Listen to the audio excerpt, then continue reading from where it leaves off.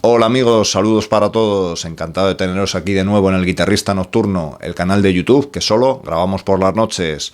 Son ya las 12:30 pasadas, una hora genial para hablar de uno de los discos más representativos de la New Wave of British Heavy Metal y de este estilo en general. Nos referimos a Wheels of Steel de Saxon. Y es que Wheels of Steel no solo es uno de los mejores discos de este género, sino que también es muy especial para mí, ya que fue el primer disco que un servidor tuvo, un regalo que me hizo mi padre, que en realidad si hubiera sabido lo que iba a desencadenar, seguramente hubiera optado mejor por uno de Miguel Bosé. Pues ten cerquita tu guitarra, ya que vamos a aprender a tocar al estilo de Wheels of Steel, con los mejores riffs, licks y solos de sus canciones, con esas guitarras de Graham Oliver y Paul Quinn, que desde luego están en la cara, están muy presentes. Veremos también algunas anécdotas interesantes, como por ejemplo, por qué la temática de las letras del disco está tan versada, por ejemplo, en la velocidad, en las motos, en los coches. Sabremos también qué tomaba Viv Byford, su cantante, antes de salir al escenario y salir con esa marcha. Y también muy importante, por qué el ir a un concierto de AC/DC, un concierto al que fueron todo el grupo, les hizo, digamos, tomar una dirección determinada que luego se reflejaría en el estilo de este disco. Vamos a verlo.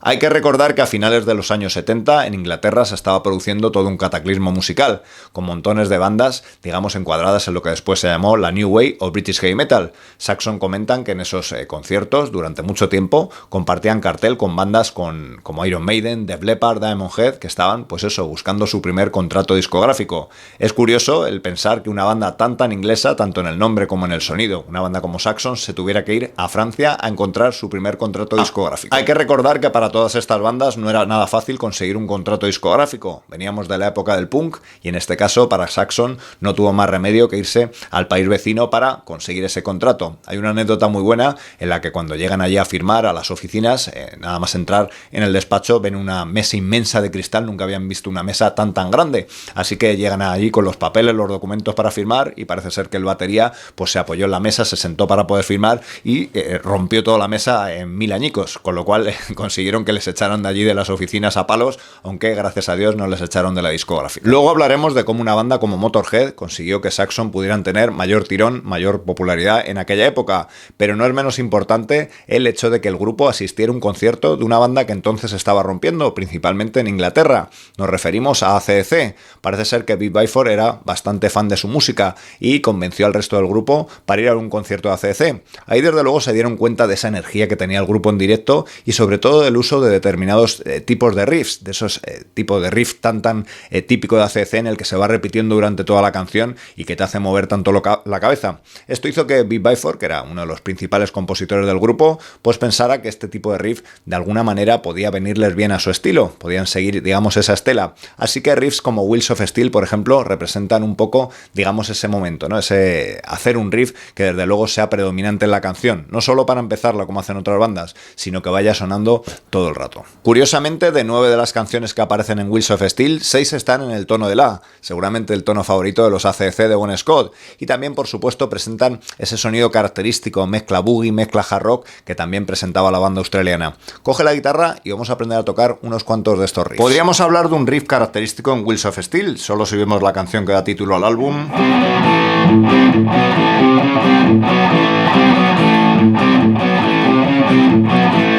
En realidad vemos ese riff en el tono de La, algo que va a ser muy habitual en sus canciones, al menos en ese disco, y el uso de intervalos de cuarta. En este caso vamos a describir los acordes de Do, Si y La a través de esas cuartas en cuarta y tercera cuerda. Prácticamente sería como un ritmo de rock and roll,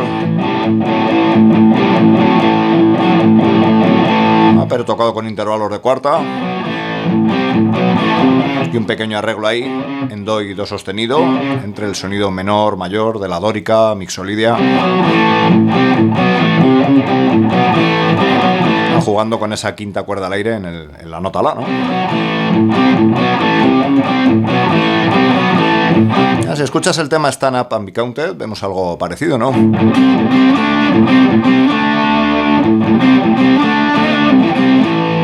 Jugando otra vez con esos intervalos de cuarta, otra vez con esa quinta al aire en el tono de La. Un sonido que nos puede recordar a ZZ Top o a Motorhead, más heredero del rock and roll y del boogie, ¿no? caso esos intervalos de cuarta en 5 y 7. Y esa respuesta con un bending ahí en las cuerdas. Algo parecido pasa en Machine Gun, ¿no?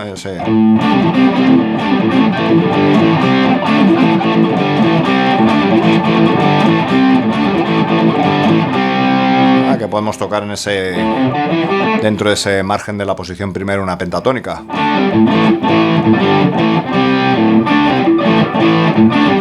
Esta vez con ligados ahí.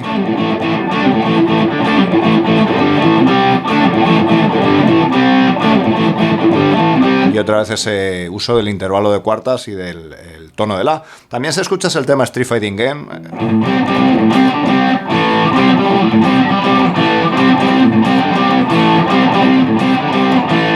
Vamos a ver cómo en realidad vuelve a jugar con esos mismos intervalos, ¿no?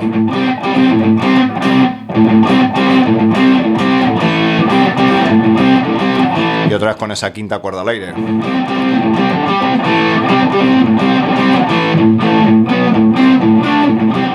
Si en el primer disco Saxon no quedaron muy contentos con su resultado, dijeron que la producción en realidad había rebajado el sonido áspero y duro de las guitarras, buscando quizá mayor comercialidad, para este segundo disco no se corta nada y hay un montón de guitarras que están muy presentes, seguramente parecido a ese estilo de ACDC, ¿no? En el que parece que las guitarras salen del altavoz y te atrapan. Es algo parecido a lo que pasa en este Wheels of Steel. Hicieron lo que mejor sabían hacer y se dio esa conjunción astral para que este disco tuviera esas fantásticas canciones y ese gran sonido. Lo cierto es que en este disco música y letra casan a la perfección, que seguramente es otro de sus grandes aciertos. Ese sonido tan dinámico de las guitarras y tan duro, pues viene reforzado por la temática de las letras, que Beat Byford muchas veces las basa en temas como la velocidad, es el caso de Motorcycle Men, las motos, en el caso de Wheels of Steel, los coches. Parece ser que toda la banda, pero en especial Beat Byford, es un auténtico amante de las motos, aunque comenta que tuvo que dejar de montar en moto, ya que cuando tuvo su primer hijo, pues la mujer le dijo que le daba miedo, pues que un día se diera un golpe y no pudieran cuidar del hijo, así que ahí decidió dejar de ir en moto. El disco tuvo un gran éxito y bastante repercusión en Inglaterra, seguramente reforzado por la gira que compartieron con Motorhead. Estamos hablando de los Motorhead de la formación clásica, que entonces eran muy populares. Según dice Beat Byford, pasaron de tocar en salas de 300 personas a en la gira con Motorhead tocar para 3.000 o 5.000, lo cual el cambio pues fue mayúsculo. Una de las curiosidades quizá es que ese dinamismo que tenía Beat Byford en el escenario venía dado por lo que tomaba antes de los conciertos, que era té, ya que había probado las drogas cuando era más joven y le sentó tan mal que decidió no probarla nunca, así que su droga favorita para antes de los conciertos era tomarse unas buenas tazas de té.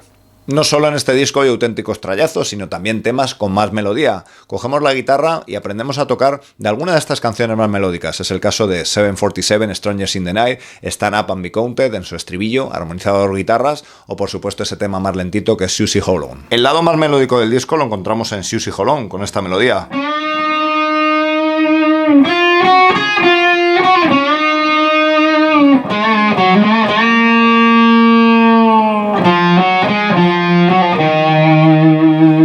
En realidad una melodía utilizando la escala menor, en este caso estamos en el tono de mi bemol, con esos bending de un tono.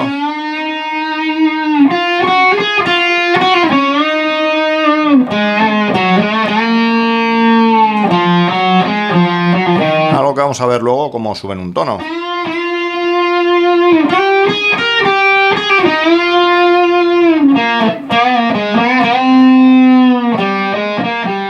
En Stand Up and Be Counted vamos a encontrar esta melodía en los estribillos.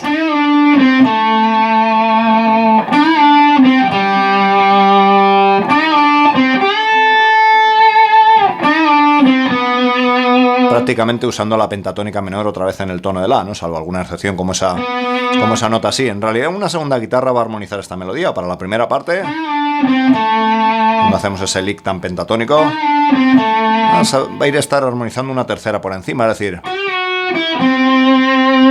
ese sonido, ¿no?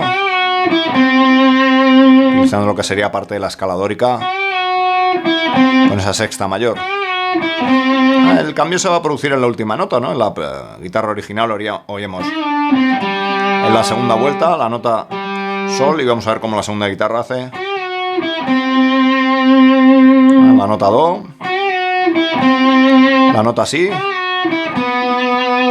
la que le va a dotar de más melodía. Una nota así. Va para la tercera. Ese bending ahí, donde la primera hacía un bending. Una tercera todo por encima para acabar con... donde la primera guitarra acaba en... ¿Veis ahí las dos guitarras? Una...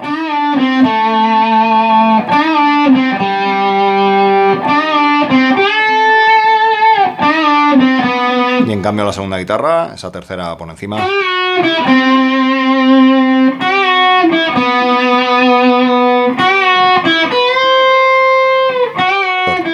Lo vamos a dejar por aquí, repasando algunos de los licks que aparecen en el disco, viendo ese estilo tan diferente de Graham Oliver y de Paul Quinn. El primero seguramente con un sonido más clásico, el segundo con un sonido más virtuoso y mezclando escalas como la pentatónica mayor o pentatónica menor. Espero que el vídeo os haya gustado, dale like si ha sido así y suscríbete para que te sigan llegando nuestros nuevos vídeos. Gracias. Un buen ejemplo de la manera de combinar escalas pentatónicas mayores y menores por parte de Paul Quinn está en Motorcycle Man. Con ese lick característico de blues, pero después llevándonos un terreno más de pentatónica mayor, ¿no? Ese sonido ahí que nos va a devolver ahora a la pentatónica menor, pero siempre con al uso de alguna tercera mayor. Siempre va a estar un poco ambivalente en ese sonido, ¿no? Un poco menor, mayor.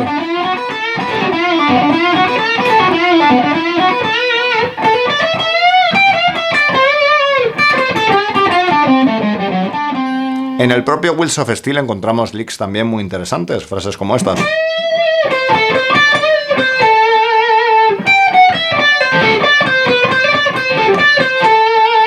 Añadiendo a la escala pentatónica algunas notas del modo dórico. En este caso empezamos en la posición 4 de la pentatónica menor de la A. Como digo, añadiendo por ejemplo la nota Fa sostenido dentro de la escala dórica. En este caso también la segunda mayor. Estamos tocando, añadiendo a la pentatónica esas dos notas, dándole bastante color, ¿no?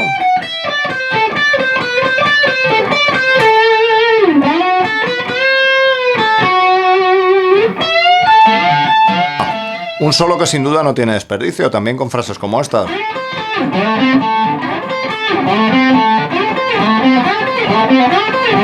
Donde en dos octavas distintas utilizamos esas, en realidad, tres notas de una pentatónica menor. Como digo, en la posición en este caso 2 y 1,